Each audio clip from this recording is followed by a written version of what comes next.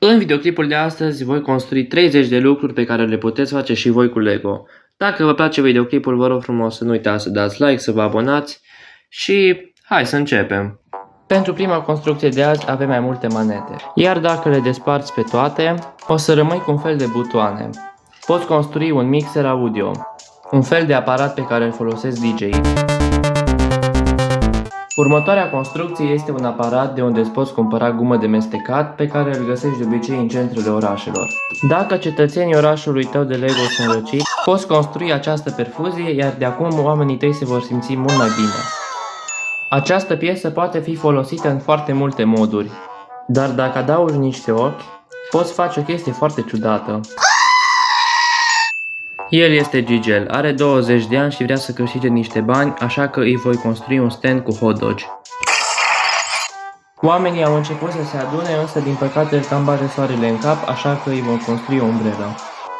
Pentru umbrelă am folosit aceste bucăți mici de acoperiș, iar pentru a o conecta de restul vom avea nevoie de aceste două piese. Acum Gigel este bogat și că tot veni vorba de bani, poți folosi mai multe piese verzi pentru a părea că ești foarte bogat. Ca să construiești o pasăre din Lego este foarte ușor. Am folosit aceste piese pentru aripi, iar pentru cioc această piesă interesantă. De asemenea, folosind aceste piese poți construi foarte ușor o căsuță pentru pasărea ta. Acum pasărea are un loc unde să stea. Pentru a asculta păsările în liniște ai nevoie de o bancă pe care să stai. Iar ca să fac banca am folosit aceste piese foarte suspecte. Iar pentru a prinde spătarul am folosit aceste două piese gri. Dacă vrei să îți așezi minifigurina într-o poziție de meditat, poți folosi această piesă, de care vei atașa picioarele minifigurinei. Următoarele 15 lucruri sunt niște construcții destul de micuțe, așa că vom trece repede prin ele. Pentru a face o clanță mai realistică, poți folosi această piesă în formă de pistol, astfel se rotește ca o clanță din viața reală.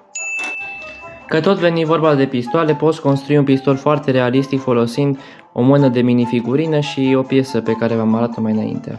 Acum îți poți aresta minifigurinele pentru că am folosit tehnici ilegale pentru construcție. Dacă îți plac ouăle, poți construi un cofrac de ouă folosind aceste piese și niște biluțe albe. Acum Gigel are ce să mănânce la micul dejun. Dacă n-ai un microfon de Lego, îți poți face unul foarte ușor folosind aceste piese. Acum îți poți asculta artistul preferat performând pe scenă. Această găleată nu este utilă doar pentru a transporta lucruri. Dacă îi scoți mânerul, o poți transforma într-un ghiveș de flori. De asemenea, poți folosi o piesă de lemn de Lego pentru a construi un alt ghiveș cu flori. Următoarea creație este o cutie poștală în care Gigel poate să primească scrisori. Lui Gigel este frică de întuneric, așa că i-am construit o veioză ca să poată dormi liniștit. Dacă aveți o persoană foarte importantă care trebuie să țină un discurs, puteți folosi aceste piese pentru a-i face un pulpitru la care să vorbească. Folosind această piesă care seamănă cu un pahar, poți construi o torță medievală. De asemenea, aceste patine cu rotire seamănă foarte mult cu niște mașini în miniatură. Având în vedere că se apropie Crăciunul, am construit și aceste luminițe foarte drăguțe. Iar fiindcă lui Gigel nu i-a plăcut fosta lampă, am construit una nouă, mai modernă și mai frumoasă.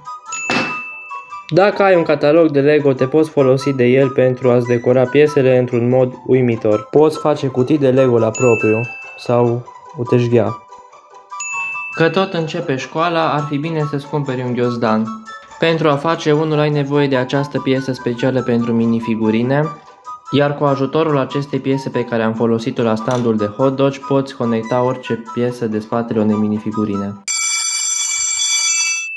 De asemenea, am folosit aceste două piese pentru a crea o sticlă de apă. Următoarea construcție este un indicator cu prețul benzinei, asemănător cu cel pe care îl găsiți la orice benzinărie din țară. Pentru a putea afișa prețul benzinei, am scos la imprimantă niște hârtii pe care mai apoi le-am decupat. Folosind această piesă sub formă de con, poți construi un fel de pălărie pe care o poartă turcii. Dacă minifigurinele tale nu se simt în siguranță, poți construi această stație pentru a apela la poliție.